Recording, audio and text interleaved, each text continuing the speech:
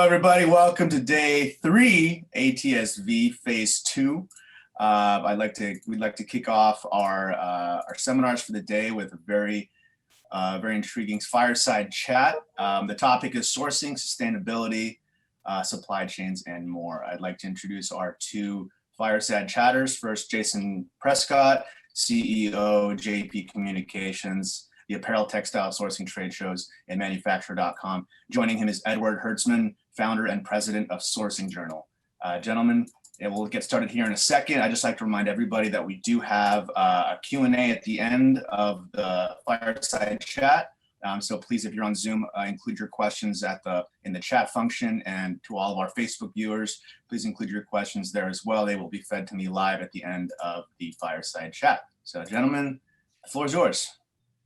Eddie, good morning. It's it's really a pleasure to have you here. I've been a huge fan of you and Sourcing Journal for many years. I remember the first time that you and I met at a Magic trade show, maybe, more than 10 years ago when we were running a pavilion and we got to know each other. And I really commend your success and what you've done with the publication, the digital publication, and becoming, the true #1 place in the world where big retail and small retail can learn about sourcing in and out, nonstop, 24/7. So thank you for being here. Thank you, Jason. So I guess we should get right to it. I mean, who better than to hear about some of the challenges facing retail than you?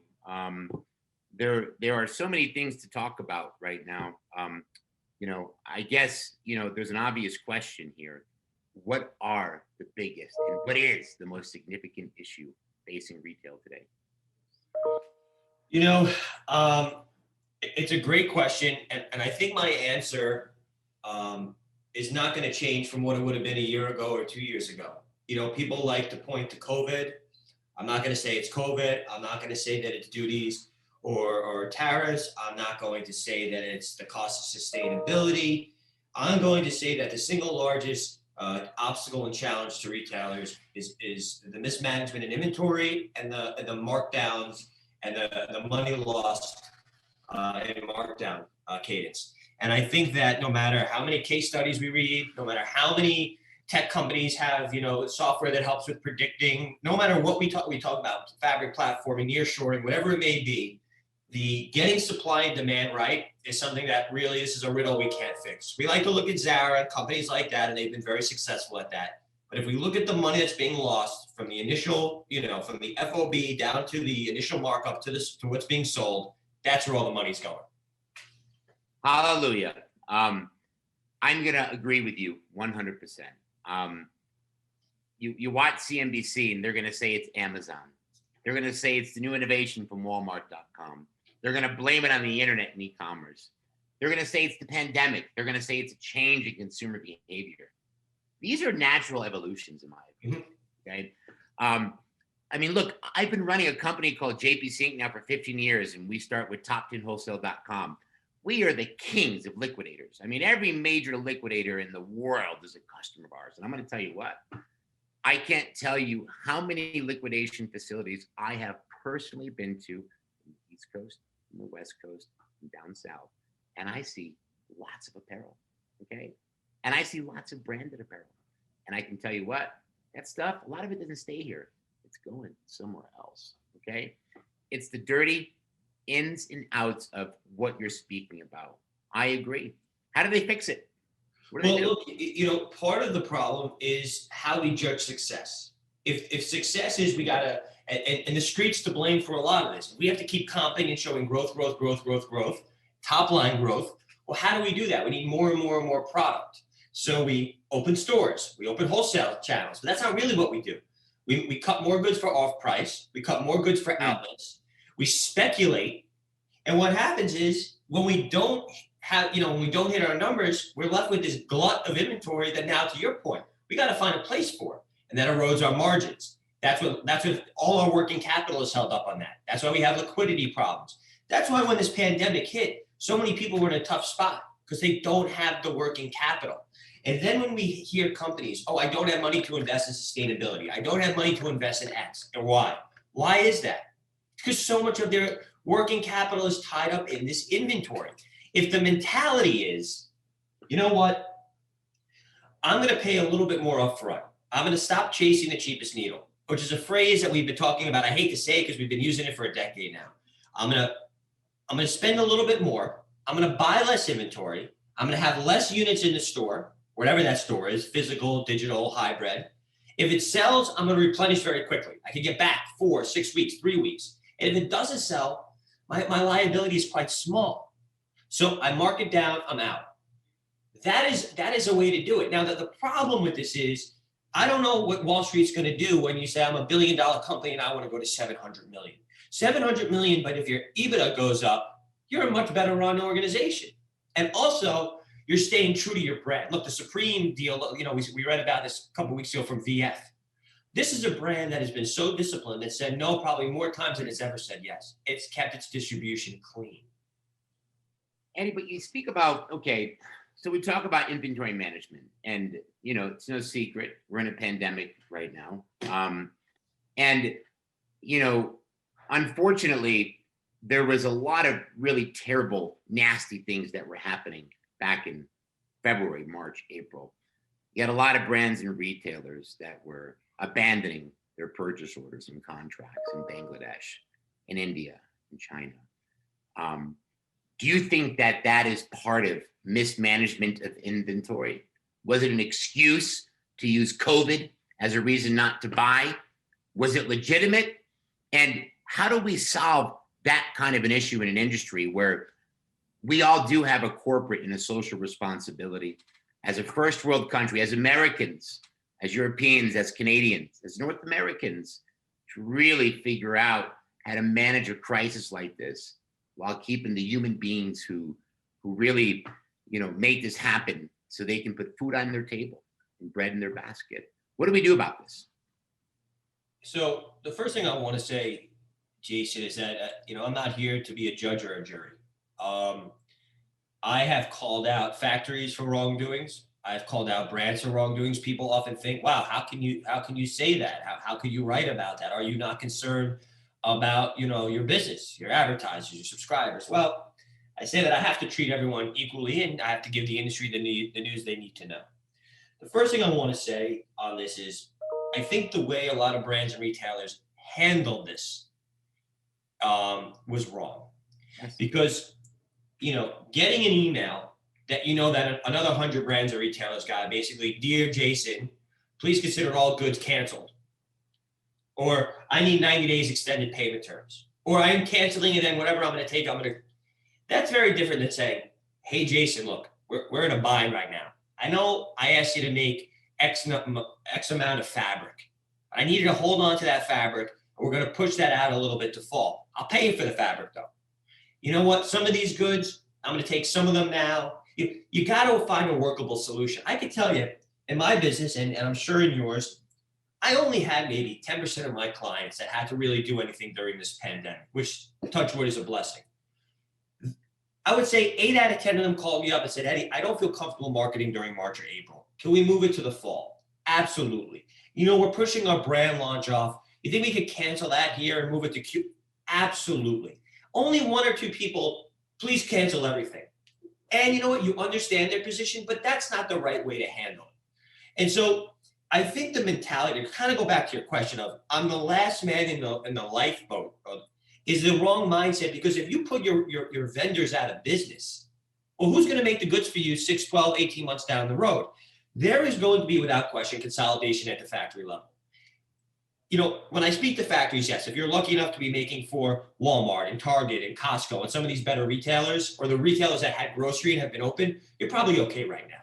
But some of the factories that are making for, let's call it, if you're a gown manufacturer, you're kind of on the wrong side of the coin right now.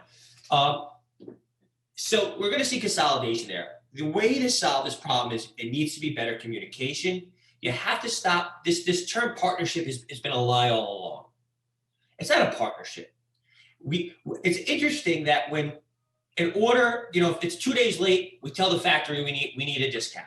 If the sticker's on the wrong side of that, we need a discount. We're always there to zing them. We don't get the factories don't get any extra money if it's on time. It's their obligation and responsibility to be on time. Now, again, I'm not trying to say the brands and retailers are the problem here, because the factories have their own responsibility and their own issues they need to deal with as well. But we have to start looking at this as one chain. Because if you start breaking the links in the chain, it's not going to work. And we're going to see right now more than ever, trust needs to be restored, or we're going to have a lot of problems moving forward. Yeah, I agree with you, Eddie. Like you, I've traveled to dozens and dozens of producing regions. And, you and I haven't been to hundreds of factories. We've been to thousands of factories. And one commonality that exists out there is there's people, and they're good people. They're beautiful people. The Bangladeshis, the Pakistanis, the Egyptians, everybody in Africa, the Americans, the Canadians, we're all people. And, there's a difference here between, the buyer and the seller. The buyers out there have a significant level of sophistication in what they do. I'm not going to say this is ever intentional, but there are some mechanisms that are triggered in these contracts that exist that will set you up for failure if something goes wrong. And there's nothing you can do. There's no recourse. Right. And we get to hide behind our recourse in our system here. There are some initiatives out there being done. A friend of mine, Marcia, she's speaking tomorrow with Better Buying. I'm not sure if you're familiar with that initiative, but there's some attempts now to standardize the purchase order process, to give some more transparency and universalizing it a little bit more. What do you feel about that? Well, I think we have to remember that this right now, everyone is a media company, okay? And so every factory worker is capable of putting you on the front page of the New York Times. Yeah. That's a very powerful tool. And it's a sourcing journal too. And I think we've seen some factories, and I applaud them, actually take the letters that were sent to them and put it on LinkedIn. We had one gentleman speak, most of these, at our conference.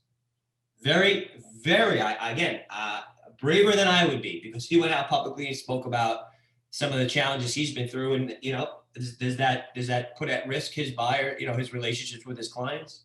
But I think it's a bigger point that you're making, is that this needs to be brought up, because it's just not the dollars and cents.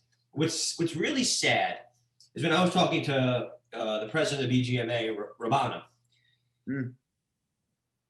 more than COVID, the workers are afraid of starving to death.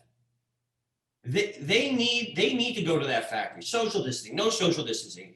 We're in America, we have different mechanisms put into place. We have different government support. Now, I'm not saying there's not millions and millions of people here in America that are suffering, and really they're dying from this virus. They're economically impacted. You have over 25 million people unemployed. So I'm not trying to compare the two, but it's those countries. What do they have? 2-3 months of runway from the government? That's not enough.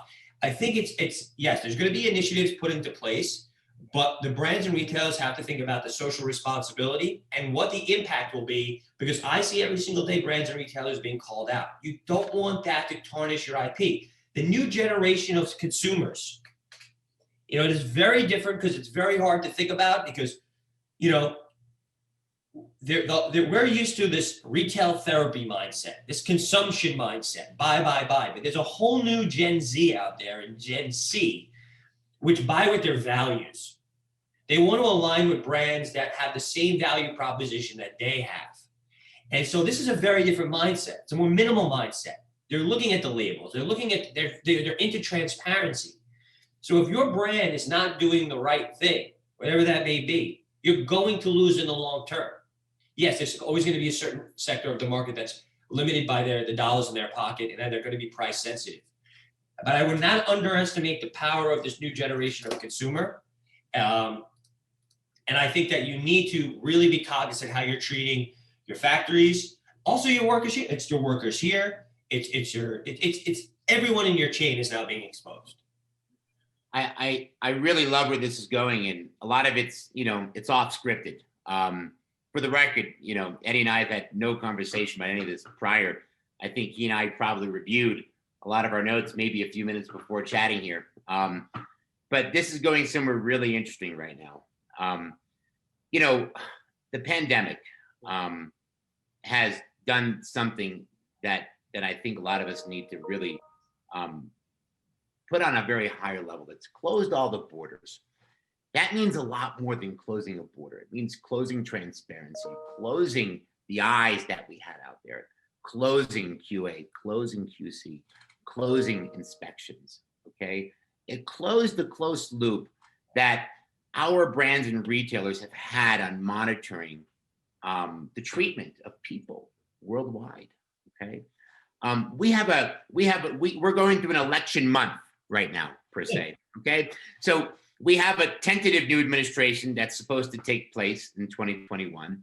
And I think we all know what that means for compliance, right? Now, that being said, Eddie, I guess I have this notion that sustainability has become more cliche right now. It's just sustainability, big word, woo, right? But now we're talking about compliance and human rights. This pandemic has really shut the door on what we can and can't see and what's going on. What do you think is going to be the spotlight moving forward? Is it going to be compliance with human rights issues or sustainability, and why? I don't necessarily think it's one or the other. First, I want to say that sustainability has become really an overused word. Okay, it's become a buzzword. There's a lot of greenwashing. There's a lot of what I call good washing. But I was a big skeptic of sustainability myself, because I have to admit, that I was in wholesale and sourcing before I was in the media business. I was the guy that would make $4.75 FOB jeans and sell it for $6.50. I know the good and the bad of working at certain factories and how to get those products out there. You're not always working at the top tier A factories. But so what's going to happen with sustainability? And I thought that, maybe that's going to be one of the first things that are going to be cut in this pandemic, because, there's teams dedicated to it. There's additional costs dedicated. There's R&D dedicated to it. But I can tell you without question, it is still going at full speed ahead. And I'm happy to see that. It's not just sustainable, but here's the thing about sustainability. It's just not the fiber and the dye. We're looking at traceability and transparency, because again, your sustainable claim is only as good as if you could validate it. And now people are starting to ask those questions. So that's going to be a very big thing moving forward. I think 2021, 22, we're going to see more of an emphasis on traceability and being able to validate. I think, yes, human rights and the social responsibility is going to become equally important. Because again, what good is a brand that has organic cotton or Refibra or fair trade or whatever you want to say, but then it finds out that actually there's some other faux pas with your supply chain, or that your headquarters in America is treating their workers unfairly, or something else is going on. So COVID is not an excuse or a pass for doing the wrong thing. Doing the right thing is now table stakes. You must do it. I think compliance, unfortunately, here's something very interesting. We're publishing some research from Cornell University, and talking to a bunch of the professors and researchers there. They feel there hasn't been a lot of progress in the past decade since Rana Plaza when it comes to compliance, when it comes to workers' rights. We like to write about it, we like to talk about it, but really at the end of the day, has much changed? Marginal, probably. Marginal. And that's a concern as well. And that's something we have to really address. Because these individuals are the ones that are making the clothes that we're all wearing. And they're not making a fair wage, and they're not living in it's a much larger conversation, Jason, and we could go on a whole tangent on this, but and I don't know how to solve it, but it needs to be addressed. You make me want to jump around in tangents here. There's so many things I want to hop to when you're speaking. I'm trying to stay focused. And, you speak about human rights, and I think a lot of people know where I want to hop to automatically, but I'm going to stay away from that right now. I'm going to try and stay focused on sustainability here for 1 second. Is it relevant? Is it feasible? When I think about sustainability, I think about utopic, right? I think about a fully sustainable ecosystem in which everything is reusable, in which there's no waste, right? Because that's the true definition. It's utopic, right? Is it relevant? Is it feasible? Is it really ever going to happen? Well, first I should say for the people that are watching me drink out of plastic water bottles, I apologize. It's not very sustainable. So I should have been more thoughtful before I bought a coffee on the way here. Is it going to happen? I like to look at sustainability like a ladder.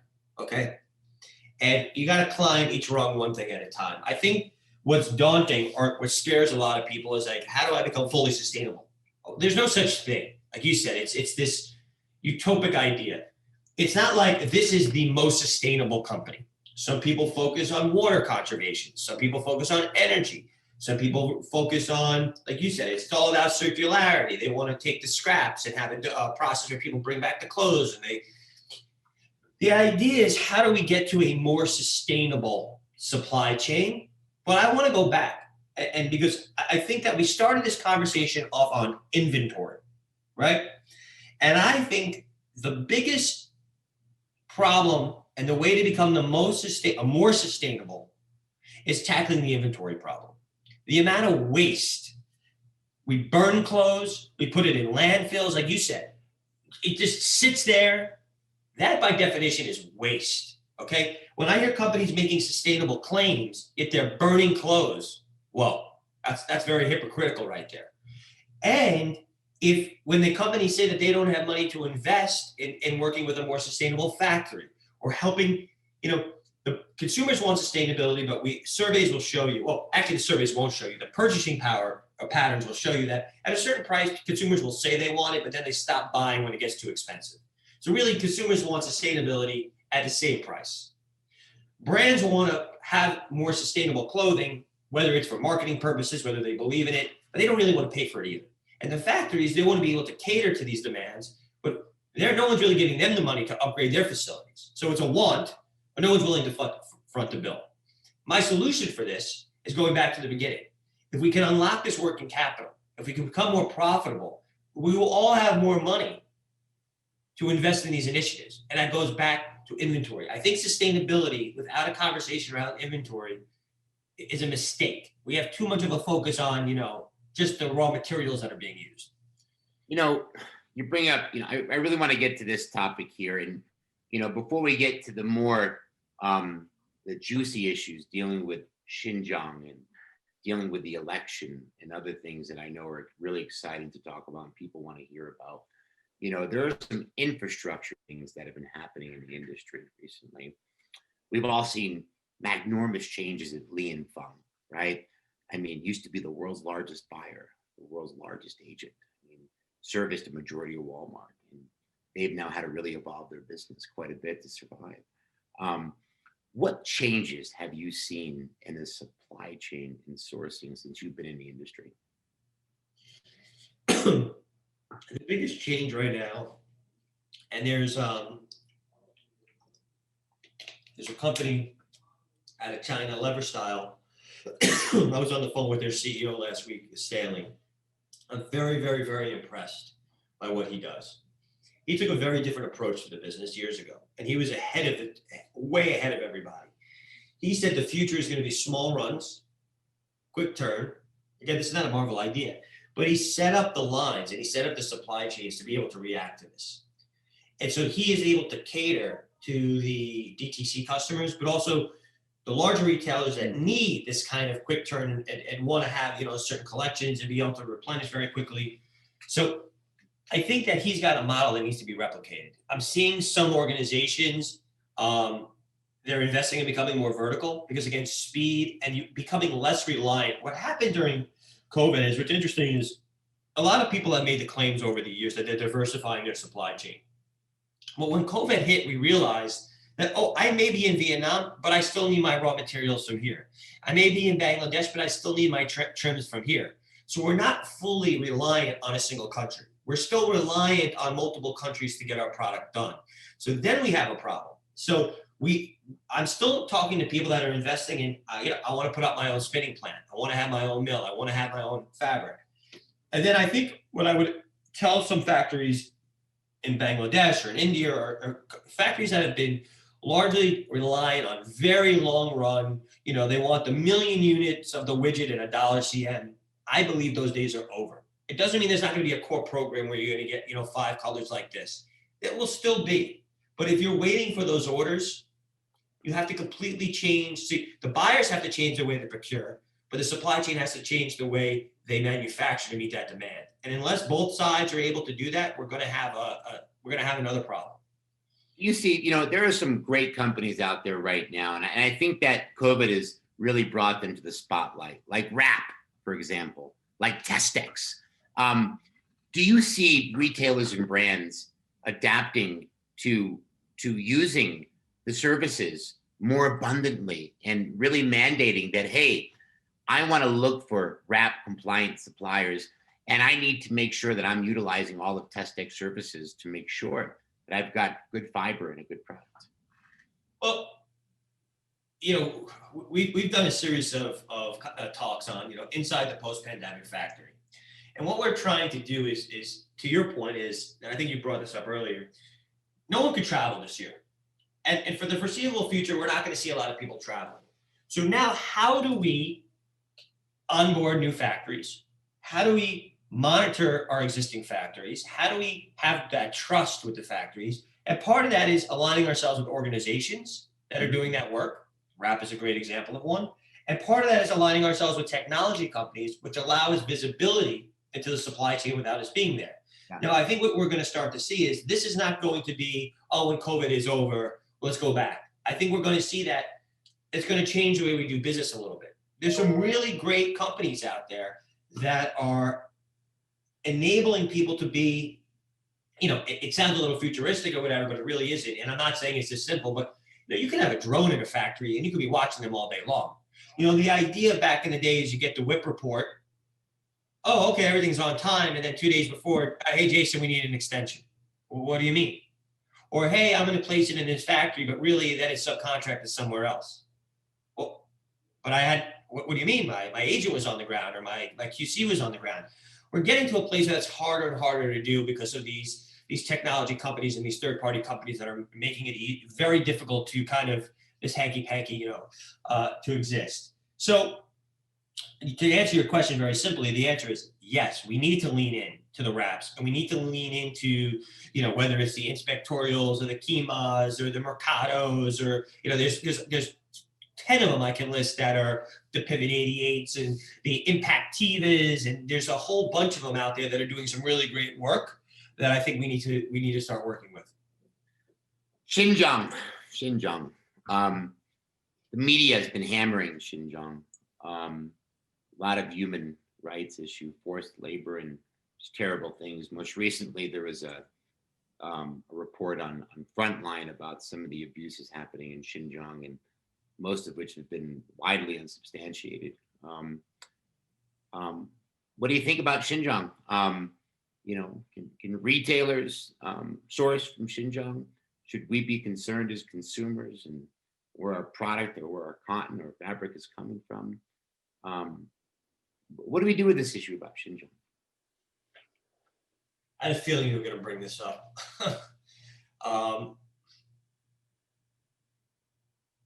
I think this is a symptom of a bigger problem. Okay, and so I don't necessarily condone if all the allegations and everything are true. Then obviously that is absolutely not right, and I'm not going to condone that. But I think that to think that this is just an isolated China issue is also ignorant. We could go around the world. We could even go to downtown LA and find violations that would be unimaginable. What I think, again, this goes back to is we need to be more vigilant in our supply chains, and we need the traceability. We need the transparency. And unless we're going to do that, next month it's going to be a different region. It's going to be a different product. It's going to be a different brand. It's going to be a different fiber. And it's going to happen over and over again. I think we got some work cut out for us. I think that there's going to be more products than we expect coming in from this region. How the government's going to handle it, I don't know. I'm actually today, I'm on another webinar later today where we're talking to some customs brokers and some lawyers, and that's going to be a big topic of conversation because we don't know. Are they going to hold things up at custom? How can you validate whether it did come from there, if it didn't come from there? Right. And if I am a buyer and I go to my factory and say, can I have 1,000 of those purple shirts? How do I really know? Who's at fault? Is it the factory? Is it the brand? Is it the consumer? But, without getting into the nuances of that, it just goes right back to what we said before. There's going to be an accountability and responsibility that brands are going to have to take. And if you're going to want to make claims, which is the first thing, the companies that want to make claims that are going to put on websites, that this, that, and this, they better have the facts and the traceability to Prove it. back it up, prove it. And I think that we all need to look at it's an investment. Look, the retail community doesn't need any more costs, right? We are an industry that, like, here's the thing: in 2019, we weren't doing so great. The markets were at all-time highs. Everyone was counting their money. We were still going through record bankruptcies. We still had stores closing. Retailers were still not doing well. We get hit with, first it was, is there going to be a border adjustment tax? Okay, that didn't happen. Then it's more tariffs. Then it's like one thing after another. We just keep getting pounded on, and we can't really afford it. Here's another cost of doing business that we really can't afford. COVID decimated our industry. But this is not a cost. This is an investment, because if you don't protect your brand IP and your brand, you're going to end up not having one. That's right. I've personally, I lived in China for almost 3 years, 2008 to 2011. Been to hundreds of cities, given seminars all over China, all over Asia. And the one thing I can say about China is that their progress in human rights issues has been at light speed, faster than any other developing nation right now in what they've had to do. And I commend that, and I agree with you that there are social injustices and human rights violations happening all over the world in so many regions where we so much product. And, there are so many things that happen in our country, in our backyard, that are tough to manage. And there's a couple of bad apples out there. And I believe the world is working to get better, not trying to get worse.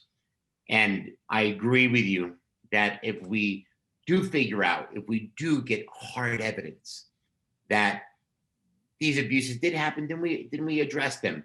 But I agree with you that this is a China issue. And I'm sure the Chinese, if there was something there, have already addressed it. They've done some wonderful things. I don't know if you're familiar. Are you familiar with, some of the programs that, the central government in China launched that really incentivized, the raw material producers to make garments and to enhance the minimum wage?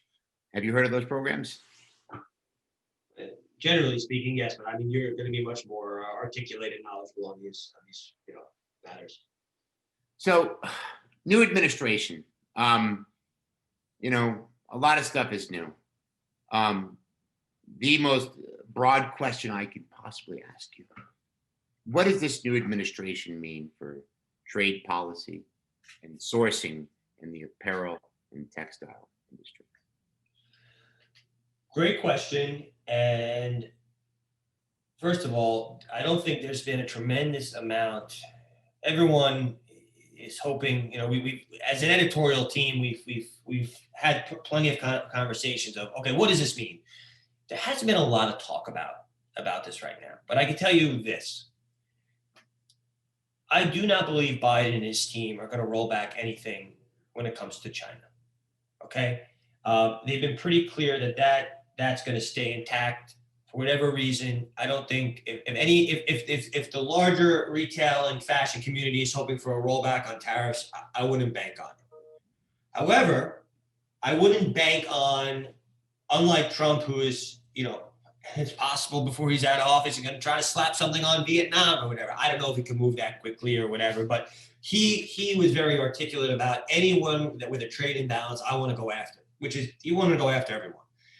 I don't think that's going to be Biden's number one priority. I think he's going to try to be more unifying, and he's more global in how he thinks about business and whatnot. And so that's one less concern I think we have to deal with. In his first administration, first 4 years in office, let's assume he has 2 terms, but in his first term, do I believe he will reenact the TPP or bring that to the top of priority list? I don't think so. Doesn't mean that he will not, if he gets reelected for a second term, or if the Democrats stay in for a second term, bring that back up. I think it was something Obama really wanted. I think there's a lot of good, it would do a lot of good for Vietnam and our country. But again, he's got his plate. He's got a lot of work to do right now with the mission, the problems at hand. I don't expect to see a lot of new trade policy really passed. Other than that, I think that there will be a stimulus that comes into play. I don't think it'll be as aggressive as what we saw. I'm not a politician, I'm not an economist, and I'm not lobbying on the Hill. We're going to need that because the money's going to run out, unemployment's going to run out, so if we don't do something to get money into the pockets of Americans, that's going to really hurt retail. Absolutely.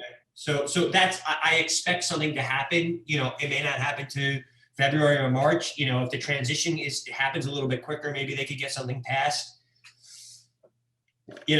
Maybe something could even happen before the transition, but I'm not very hopeful on that. I don't know if that's going to happen.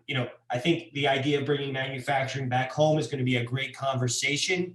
You and I both know that it's very difficult to do in apparel. I'm speaking to more and more people. My buddy at Cytex, he's opening a factory in California. I don't want to say it. We're actually announcing the story this week. Another factory that factory overseas I know is opening up something in LA. So people are finding these pockets of opportunity. Again, it's really to do those quick turns, small batch. So I think we're going to see a little bit of manufacturing move here.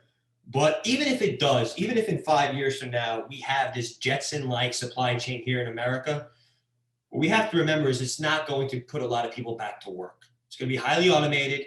It's going to be a different skill set. So that's the thing. That's a caveat I like to make. Things are going to come back here, but don't expect it to bring 10 million jobs with it. We had a nice webinar yesterday with Henderson Sewing and Gerber. And, I agree with you. I mean, we're going to create more micro factories and more digitization, but that means, more buildings. It means more factory lines. It doesn't mean a lot of people with jobs. Right.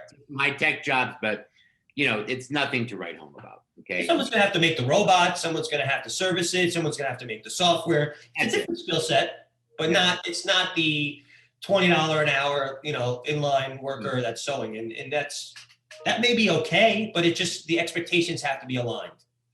So look, sewing is a real skill set. There's some great incubators out there nowadays, some in Denver that are teaching that skill set. That's great. So pandemic, post-pandemic, a very, kind of something ubiquitous that people talk about and want to know about, right? When does it return? When does retail and consumer spending return? Am I asking you a rhetorical question? But you got to answer it for me. When does it return? You're asking someone that is often viewed as a pessimist. I consider myself not a cynic, but a realist. So I like to read a lot, what a lot of people have to say, and then I kind of base my opinions on that. I look at Ray Dalio. Ray Dalio owns the largest hedge fund, and he basically says this is the era of lost growth. It could take 3 to 5 years to return. It could take 7 years to return. The CEO of United says it could be to 2024 until we see the capacity on the airlines return. We talk about, when do they say tourism? I was reading a couple of things yesterday. Tourism in New York may not return to 2024, 2025. Now, you have people that think we're going to be back at events in April and May this year. God bless, because I hope that's true. We had some really great news the past week or so that there's vaccines that could be in some people's arms as early at the end of this year. So there's some other people think that that's a long shot. It's going to take to the middle to the end of next year to get that in there. I think that we have to not rely, hope is not a business strategy. Okay.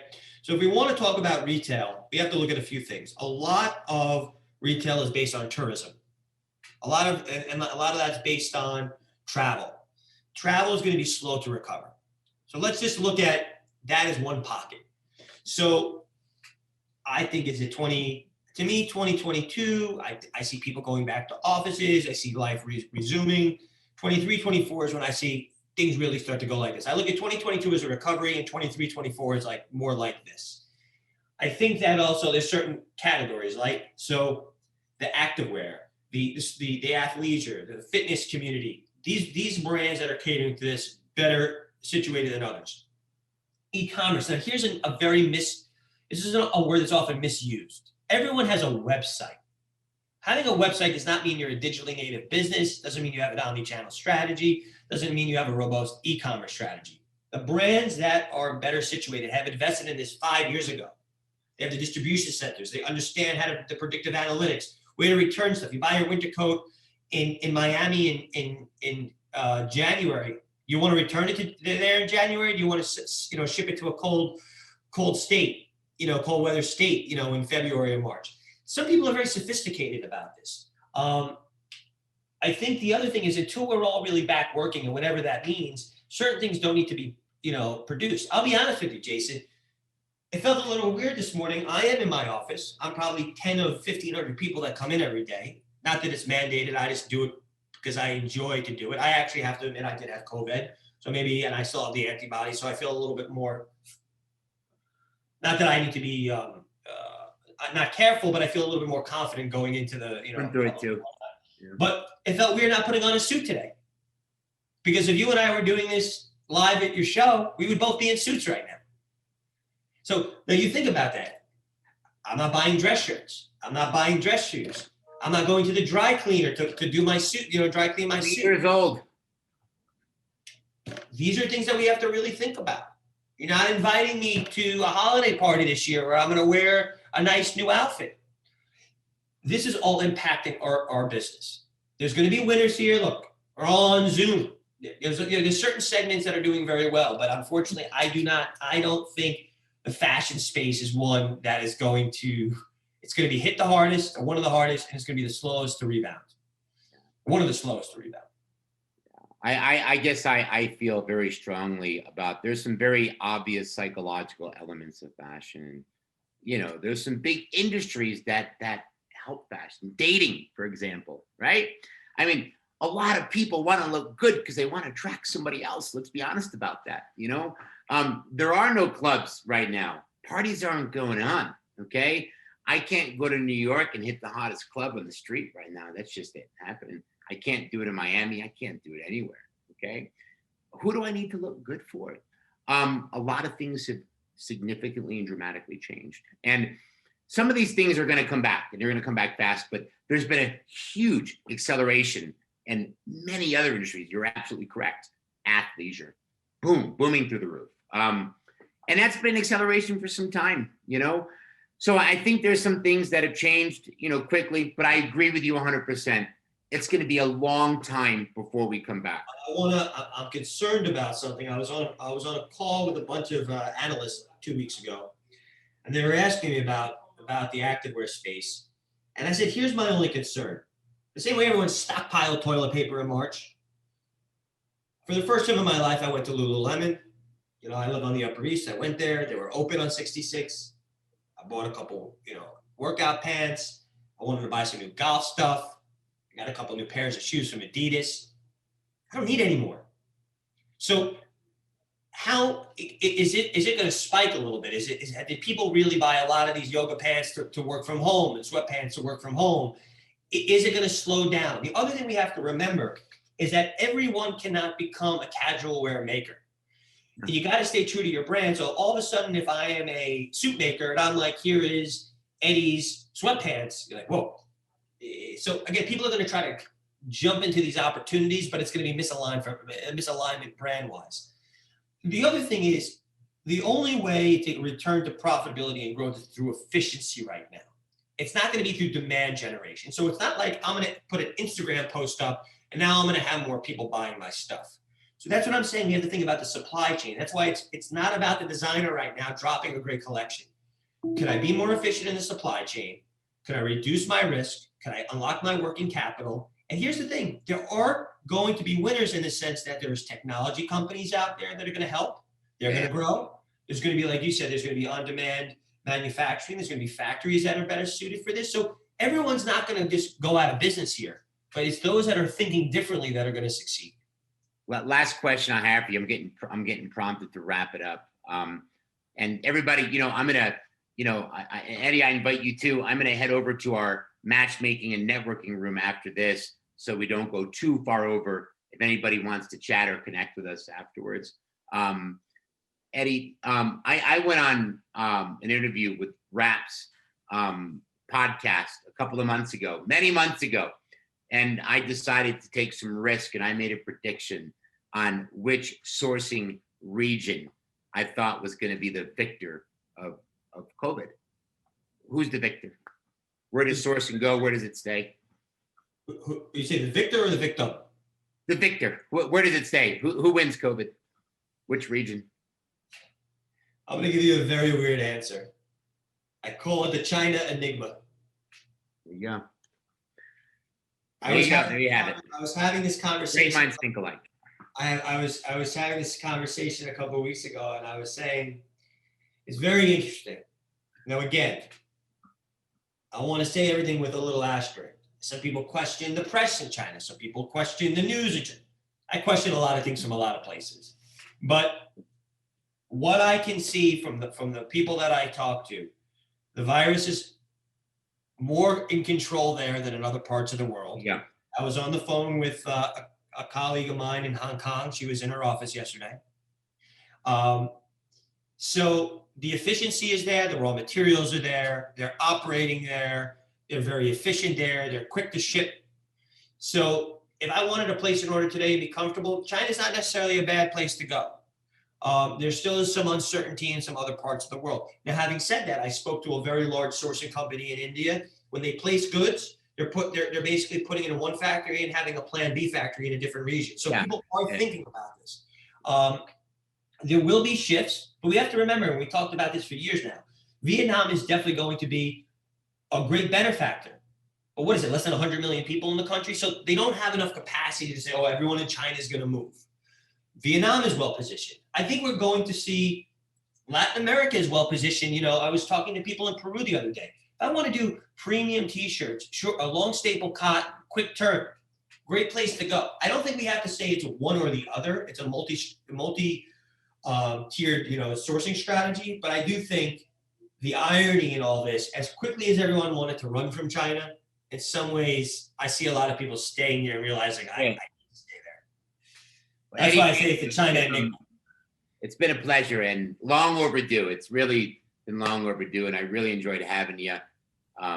You've been great to sit here and chat with. And Jason, what questions are there from the audience, that a few that we could answer real quickly that there might be for Eddie or myself? Yeah, we're short on time, but we have a couple here. What was the name of the facility doing quick turnaround? I think you had mentioned it earlier in the discussion. It's Lever Style. It's a group out of Hong Kong. They have a bunch of factories. Is that all one word? I'm just trying to find the link here. I believe it's one word. If anyone ever wants to, they can email me. I'd be happy to make an introduction if need be. Okay. And what's your email? So I can jot it down for everybody. Hertzman at sourcingjournal.com. Okay, perfect.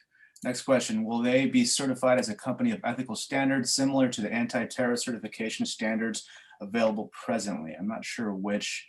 This is from Lise. Lise, which company were you referring to? Hey, the question is, will there be certifications as a company of ethical standards similar to the anti-terror certification standards available presently? That's something that I never want to answer something that I don't have enough information on. I can't speak intelligently to that. I don't know how much of this is going to go to the government level. A lot of this is still managed at the brand level, and that's something that we do need to think about as an industry. There is no FDA, for the apparel and footwear industry. That's part of the problem, is that we all have different definitions. We all have different standards. We kind of all survive in this chaos. It's not a bad idea. I just don't know if it's going to happen.